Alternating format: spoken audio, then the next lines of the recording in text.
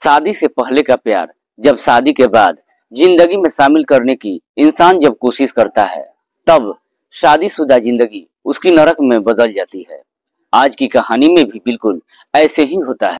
एक युवक शादीशुदा महिला के प्यार के चक्कर में पड़ जाता है, जिसके कारण उसकी शादीशुदा जिंदगी भी नरक में बदल जाती है। दोस्तों, आज की कहानी सुनकर आप भी सोचने और समझने पर मजबूर हो जाएंगे कि क्या ऐसे भी हो सकता है क्या।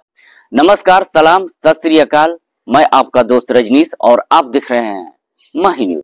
आज की जो सच्ची घटना मैं आपको सुनाने वाला हूँ, दरअसल ये घटना है बिहार राज्य के गया जिले की। गया जिले के ही अंतर्गत एक मुफस्सिल थाना क्षेत्र आता है और मुफस्सिल थाना क्षेत्र के अंतर्गत इसी कुर्मी टोला का रहने वाला श्याम सुंदर, श्याम जो एक बहुत बड़ा कपड़ों का व्यापारी है। दरअसल श्याम के परिवार में उसकी पत्नी के अलावा 3 बेटे हैं, जिसमें से बड़े बेटे का नाम रवि, दूसरे बेटे का नाम विकी और सबसे छोटे बेटे का नाम अमित होता है। श्याम सुंदर के 3 बच्चे जो अपने पिता के ही कामों में हाथ बटाते हैं, हर सुबह अपने घर से दुकान पर जाते हैं और देर शाम तक घर वापस आते हैं।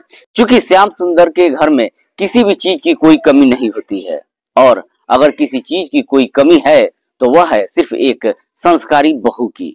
इसलिए रवि जब जवानी के दहलीज पर कदम रखता है, उसके बाद से श्याम सुंदर भी अपने बड़े बेटे रवि का रिश्ता एक लड़की से तय कर देता है, जो उसी के इलाके की रहने वाली होती है, जिसका नाम है सुलेखा। सुलेखा जिसकी उम्र है लगभग 23 साल, जो बेहद ही खूबसूरत है।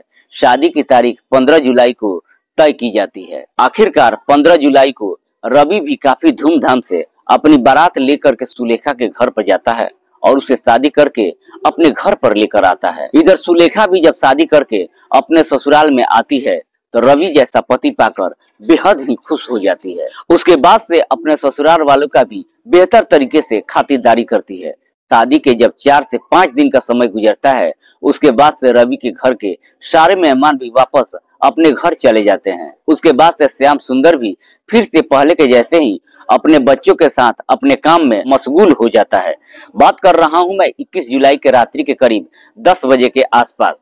दरअसल सुलेखा जो हर रोज की तरह अपने पूरे परिवार को खाना खिलाने के बाद रात्रि के करीब 11 बजे के आसपास सेकंड फ्लोर के अपने कमरे में पति के साथ सोने के लिए चली जाती है। और जब 2 घंटे का लगभग समय गुजरता है, आखिरकार रात्रि के करीब 1 बजे के आसपास अचानक सुलेखा के कमरे में सुलेखा चिल्लाती हुई निकलती है। बगल में सो रहे उसका पति रवि जैसे ही अपनी पत्नी की आवाज को सुनता है, तुरंत ही उठता है और जब अपनी पत्नी को देखता है तो देखने के बाद एकदम से घबरा जाता है, क्योंकि सुलेखा के गले पर एक जख्म का निशान था। रवि जब दरवाजे की तरफ देखता है तो देखता है कि एक महिला जो अपने चेहरे को ढक रखी है और काफी तेजी से वहां से भाग रही है। हालांकि सुलेखा जब जोर जोर से चिल्लाती है तो उसकी आवाज जो नीचे कमरे में उसके दोनों देवर सो रहे थे वह भी सुन लेते हैं और तुरंत ही अपने कमरे से निकल करके सीढ़ियों के माध्यम से ऊपर जाते हैं। तभी सीढ़ी पर वह महिला मिल जाती है, जिसे सुलेखा के दोनों देवर उसे पकड़ लेते हैं। पकड़ने के बाद जब उस महिला के चेहरे से उसके कपड़े को हटाते हैं तो उसे देखने के बाद से सबके सब हैरान रह जाते हैं। दरअसल वह महिला जो उसके परिचित की ही थी, जिसका नाम माया था, जिसकी उम्र लगभग 32 साल थी, उसी टोला की रहने वाली है और कभी कभार रवि के घर भी आते जाते रहती थी। जब रवि के परिवार वाले माया को पहचान जाते हैं तो उसके बाद से रवि का छोटा भाई विक्की 100 नंबर पर डायल करके पुलिस वालों को बुला लेता है। करीब आधे घंटे के बाद ही पुलिस उस रात को जब अपनी टीम के साथ रवि के घर पर जाती है तो माया को लेकर के थाने में लेकर चली जाती है और इधर रवि अपनी पत्नी को लेकर के नजदीकी अस्पताल में चला जाता है, जहां पर डॉक्टर सुलेखा का इलाज करते हैं। आखिरकार सुलेखा ठीक हो जाती है, लेकिन जैसे ही थोड़ी देर का समय गुजरता है, उसके बाद से पुलिस अब सुलेखा का हालचाल जानने के लिए उस रात को अस्पताल में जाती है तो देखती है कि सुलेखा होश में अब आ चुकी है। इसलिए पुलिस सुलेखा का बयान लेती है। पुलिस सबसे पहले सुलेखा से पूछती है, क्या तुम माया को जानती हो? इस पर सुलेखा पुलिस वालों को जवाब देती है कि नहीं साहब, मैं उसे नहीं जानती और न ही उसे पहचानती हूँ और न इसके पहले कभी उससे मैं मिली थी। पुलिस फिर से सुलेखा से सवाल करती है कि वह तुम्हारे ऊपर हमला आखिर क्यों की थी। इस पर सुलेखा पुलिस वालों को जवाब देती है कि साहब, मुझे इस बारे में कुछ भी मालूम नहीं है, आखिरकार पुलिस सुलेखा का बयान दर्ज करने के बाद फिर से थाने में आती है और फिर माया से पूछताछ करती है कि आखिरकार तुम सुलेखा के घर पर गई क्यों थी। इस पर माया पुलिस वालों का सवाल का कोई जवाब नहीं देती है, जिसकी वजह से पुलिस अब माया से सख्ती से पूछताछ करना शुरू करती है। तब आखिरकार माया अपना हाथ जोड़ करके पुलिस वालों से कहती है कि साहब, मुझे सुलेखा को रास्ते से हटाने के लिए खुद उसका पति रवि ही बोला था। माया जब रवि का नाम लेती है तो पुलिस वाले पहले माया के बातों पर यकीन नहीं करते हैं, क्योंकि अभी मात्र 6 दिन पहले ही रवि और सुलेखा की शादी हुई थी। इसलिए पुलिस माया से सवाल करती है कि रवि अपनी पत्नी को भला रास्ते से हटवाना क्यों चाहेगा। इस पर माया पुलिस वालों को जवाब देती है कि साहब, इसकी वजह तो रवि ही बता सकता है। हालांकि पुलिस को माया के बातों पर यकीन तो नहीं होता है, लेकिन पुलिस भी अब सच्चाई पता लगाने के लिए उसी रात को ही फिर से अपनी टीम के साथ अस्पताल में पहुंच जाती है रवि से पूछताछ करने के लिए। लेकिन पुलिस जब अस्पताल में पहुंचती है तो वहां पर पुलिस की मुलाकात रवि के छोटे भाई विक्की से होती है। पुलिस जब विक्की से रवि के बारे में पूछती है तो विक्की पुलिस वालों को जवाब देता है कि सर, भैया तो अभी थोड़े देर पहले ही घर के लिए जा चुके हैं। पुलिस अब रवि से पूछताछ करने के लिए उसके घर पर जाती है। वहां पे जाने के बाद पुलिस की मुलाकात रवि के पिता से होती है। पुलिस जब रवि के पिता से रवि के बारे में पूछती है तो रवि के पिता बोलते हैं कि साहब, रवि तो अस्पताल से अभी आया ही नहीं है। अब पुलिस वालों का शक और ज्यादा बढ़ जाता है, शायद रवि घर छोड़ के फरार हो चुका है। इसलिए पुलिस अब रवि के जाने के बारे में पता लगाने के लिए जब उसके मोबाइल नंबर का कॉल डिटेल्स निकालती है तो मालूम चलता है कि जिस दिन उसकी पत्नी सुलेखा के कमरे में माया आई थी, उस दिन रवि की माया से लगभग 3 से 4 बार बातचीत हुई थी। दरअसल उस रात को करीब 10 बजे के आसपास रवि ने आखिरी बार माया से ही फोन पर बातचीत किया था। पुलिस को जैसे ही इस प्रकार का कॉल डिटेल्स मिल जाता है, उसके बाद से पुलिस को भी अब पूरा यकीन हो जाता है कि शायद माया सच बोल रही है। उसके बाद से पुलिस अब रवि को ढूंढना शुरू कर देती है। दरअसल पुलिस अपनी तमाम कोशिशें कर लेती है, पर रवि का कुछ भी पता नहीं चल पाता है और धीरे धीरे लगभग 1 महीने का समय गुजर जाता है। पर जैसे ही 1 महीने का समय गुजरता है, आखिरकार 1 महीने के बाद रेलवे स्टेशन के नजदीक पुलिस रवि को पकड़ लेती है और फिर उसे थाने में लेकर आती है। रवि से उसकी पत्नी सुलेखा के बारे में सख्ती से जब पूछताछ करती है, रवि भी पुलिस के सामने ज्यादा देर टिक नहीं पाता है और आखिरकार अपनी सारी सच्चाई वह कबूल कर लेता है। रवि जब पूरी कहानी पुलिस वालों को बताता है तो वाकई में इसे सुनने के बाद खुद रवि के परिवार वालों को भी अपने कानों पर यकीन ही नहीं होता है। दरअसल रवि जो अपने माता पिता का बड़ा बेटा है, इसलिए रवि को भी काफी लाड़ प्यार से परवरिश की जाती है। लेकिन रवि जैसे जैसे बड़ा होता है, इसी लाड़ प्यार की वजह से आखिरकार वह बिगड़ जाता है और बड़ी मुश्किल से 12वीं तक की वो पढ़ाई कर पाता है।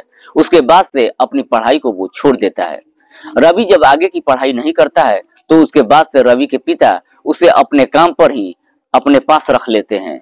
उसके बाद से रवि हर सुबह अपनी दुकान पर जाता है और देर शाम तक वापस अपने घर पे आता है। रवि जिस रास्ते से होकर के अपनी दुकान पर जाता है, उसी रास्ते में सूरी टोला एक मोहल्ला पड़ता है। दरअसल इसी सूरी टोला मोहल्ला की रहने वाली माया, जो कि शादीशुदा है, माया के पति का नाम मनोहर है, जिसके 3 बच्चे भी हैं। दरअसल मनोहर जो शहर में रहकर के नौकरी करता है, हर 6 महीने पर या साल भर पर कुछ दिन की छुट्टी लेकर अपने घर पर आता है और फिर वापस अपनी ड्यूटी पर चला जाता है। माया भले ही 3 बच्चों की मां बन चुकी है, लेकिन उसकी जवानी में कोई कमी नहीं आती है।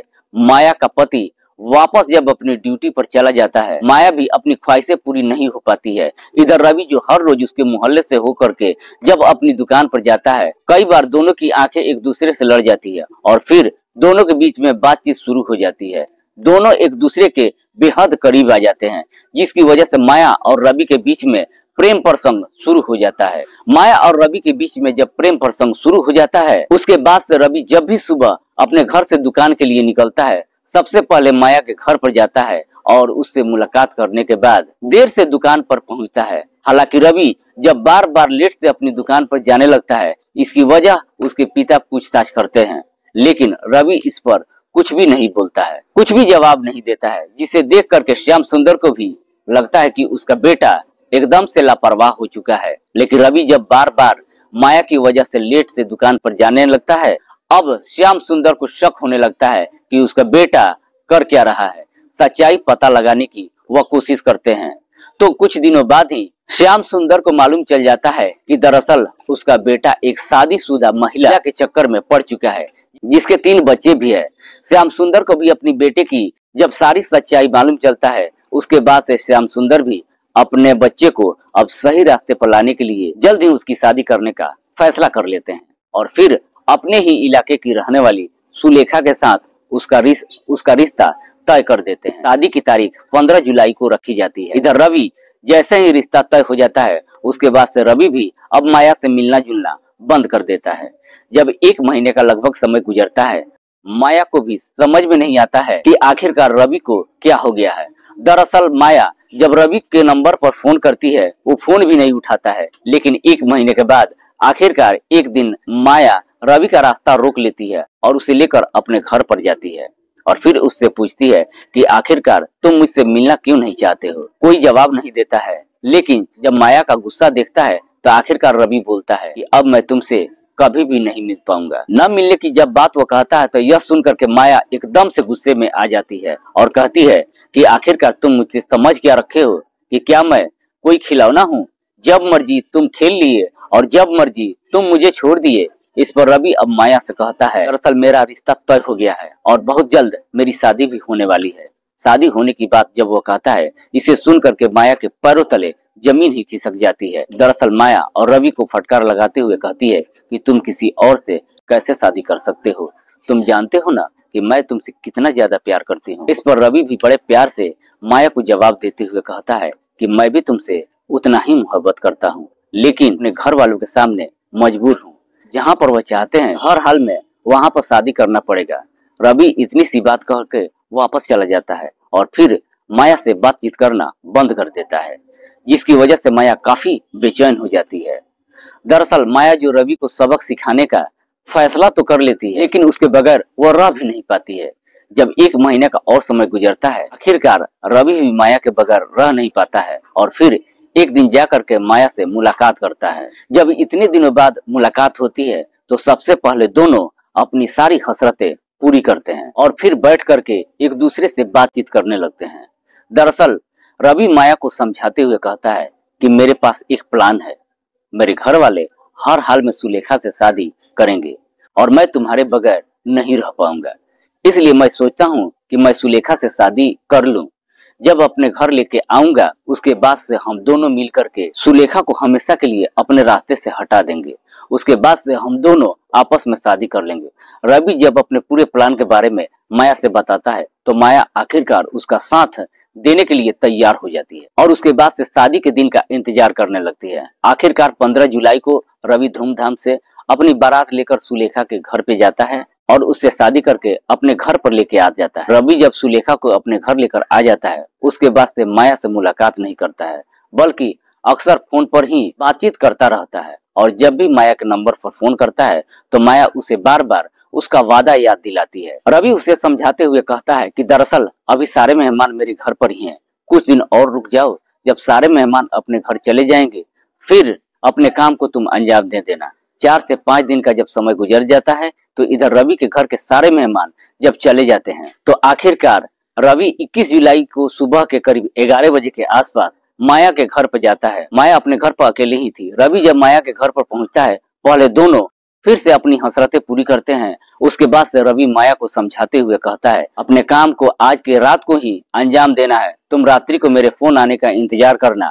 जब मैं फोन करूंगा तो मेरे घर पर तुम पहुंच जाना। घर का दरवाजा खुला ही रहेगा। इधर शाम के वक्त रवि जब अपने घर पे पहुंचता है, रात्रि के करीब 10 बजे के आसपास, सुलेखा हर रोज की तरह अपने पूरे परिवार को खाना खिलाने के बाद करीब 11 बजे के आसपास अपने पति के साथ ऊपर के कमरे में सोने के लिए चली जाती है। दोनों जब बेड पर सोने के लिए जाते हैं, थोड़ी देर बाद सुलेखा को नींद आ जाती है, लेकिन बगल में ही रवि सोने का नाटक करने लगता है। रवि जब देखता है कि उसकी पत्नी गहरी नींद में सो चुकी है, करीब 12 बजे के आसपास अपने कमरे से वह बाहर निकलता है और माया के नंबर पर फोन करता है। जैसे ही फोन करता है, इधर माया भी उसी के फोन का इंतजार कर रही थी। तुरंत रवि के घर पर वह पहुंच जाती है। क्योंकि दरवाजा खुला हुआ था, सीढ़ियों के माध्यम से उसके कमरे में दाखिल हो जाती है और अपने काम को अंजाम देना वो शुरू करती है। उसी वक्त सुलेखा जग जाती है और अपने आप को बचाने की कोशिश करने लगती है। सुलेखा जैसे ही चिल्लाती है, उसकी आवाज नीचे सो रहे उसके दोनों देवर सुन लेते हैं और वह अपने कमरे से बाहर निकल जाते हैं, जिसे देख करके माया भी एकदम से घबरा जाती है और उसे लगता है कि अब सारा प्लान चौपट हो गया। इसलिए माया अपने आप को वहां से बचाकर भागने की कोशिश करती है, लेकिन जैसे ही उधर सीढ़ी पर सुलेखा के दोनों देवर मिल जाते हैं और माया को पकड़ लेते हैं। रवि जब यह देखता है कि माया पकड़ी जा चुकी है, तो रवि भी अपने आप को अब बचाने के लिए नाटक करना शुरू कर देता है और फिर अपने दोनों भाइयों के साथ मिल करके माया की पिटाई करता है।